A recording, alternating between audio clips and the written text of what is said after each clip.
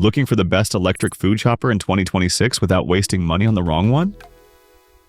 I ranked 5 popular models from weakest to best, so by the end you'll know which one actually fits your kitchen.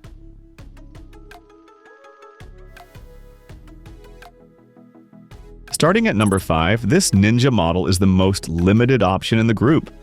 It's small, simple, and easy to store, but compared with the others here, it feels more like a quick helper for tiny prep jobs than a full everyday chopper.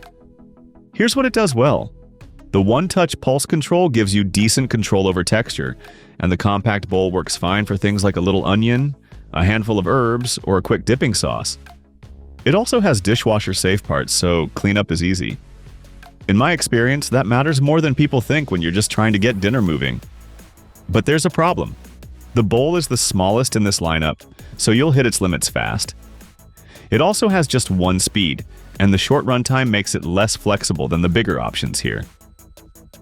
Next to the KitchenAid or even the Hamilton Beach, it just doesn't give you the same room to work. So who is this for?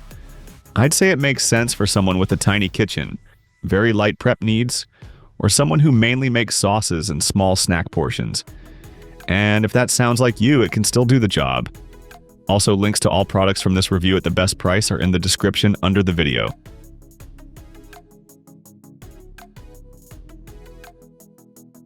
In 4th place, we have the BLACK+DECKER. This one steps up from the Ninja with a larger bowl and a more practical size for daily use. But it still lands low in the ranking because its overall performance is more basic than the stronger models above it. What I like here is the simplicity. You get easy pulse control, dishwasher-safe parts, and a lid that lets you add oil slowly, which is useful for dressings or small sauces. For chopping vegetables, making breadcrumbs, or putting together a quick salsa, it covers the basics without much fuss. The downside is that it has the lowest motor power in this comparison, and that shows up when you want cleaner, faster chopping. It also sticks with just one speed, and compared with the Cuisinart, Hamilton Beach, and KitchenAid, it feels less versatile. It can work well enough, but it doesn't stand out once you compare it side by side. This might work for you if you want something simple, compact, and easy to use for small prep jobs a few times a week. But if you want a little more control or stronger results, the next products make a better case. And while you're watching, like this video and subscribe to the channel.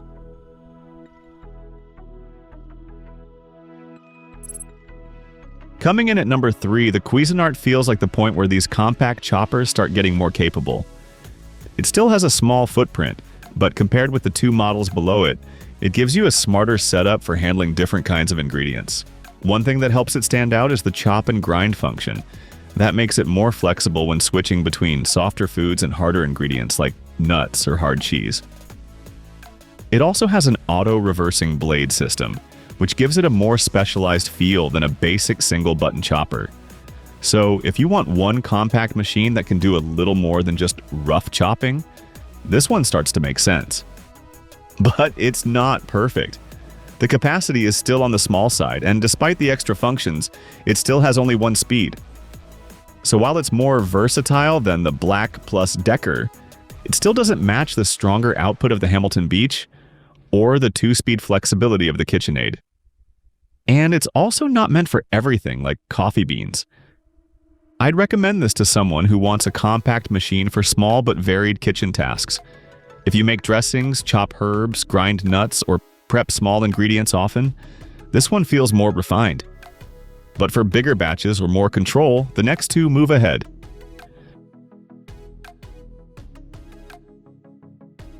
In 2nd place, the Hamilton Beach earns its spot by doing the core job really well. It doesn't try to be fancy, but when you compare raw chopping strength and day-to-day usefulness in this size class, it makes a strong impression. The big reason is power. This is the strongest motor among the 3-cup models here, and that helps it perform better on tougher chopping tasks. The stack and press design is also nice because it keeps setup simple. No awkward locking dance, no extra guesswork, just press and chop. It also includes dishwasher-safe parts and an oil dispenser in the lid, so it handles dips, dressings, and purees better than you might expect. Its weakness is pretty clear though. You still get only one speed, and that's the one thing holding it back from the top spot. Like when you compare it with the KitchenAid, The Hamilton Beach has more raw power, but the KitchenAid gives you more control and a slightly larger bowl.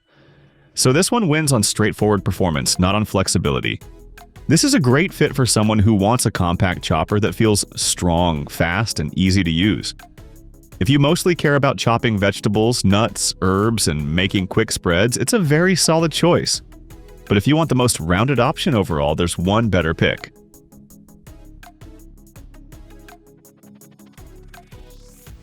And in first place, the KitchenAid takes it. It may not have the highest wattage in this lineup, but once you look at the whole package, it comes out as the most complete option for most people. Here's why it matters. It has the largest capacity in this comparison, and it's the only model here with 2 speeds. That gives you more control when you want a rough chop for vegetables or a smoother texture for sauces and purees. The drizzle basin also makes it more useful for dressings and mayonnaise, and the bowl design with a handle and pour spout just makes everyday use easier. It feels like the model that thought through the small details. Now, it's not flawless. It's not meant for very hard ingredients like coffee beans or some whole spices, and it has a runtime limit too. Also, if you only care about raw motor power, the Hamilton Beach actually looks stronger on paper. But in real kitchen use, the KitchenAid balances size, control, ease of use, and versatility better than the rest. So, who should buy it? Honestly, this is the one I'd point most people to first. It works well for small family prep, sauces, baby food, herbs, nuts, and everyday chopping without feeling too limited or too bulky.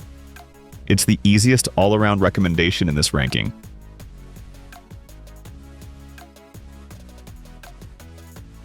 Check the description under the video to see the top products and compare prices for yourself. And if this review helped you narrow things down, like the video and subscribe to the channel.